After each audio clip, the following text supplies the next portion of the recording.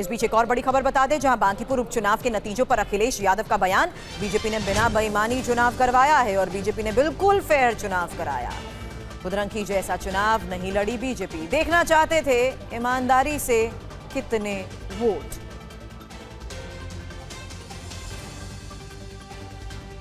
Bharatiya Janata party के कार्यकर्ताओं पे कुछ बाकी बचा ही नहीं है और 12 साल का ही रिटर्न गिफ्ट मिला है बीजेपी को।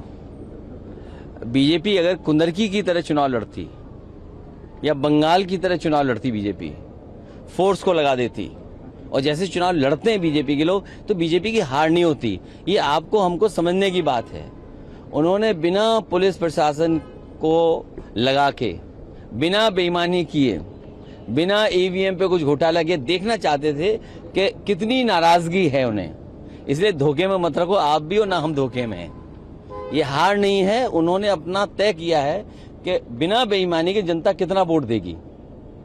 अगर कुंदरकी जैसा चुनाव लड़ते, रामपुर जैसा चुनाव लड़ते, यूपी के बाई इलेक्शन थे उस तरह चुनाव लड़ते, तो क्या बीजेपी हारती? क्या बंगाल में हमने नहीं देखा कैसे चुनाव था?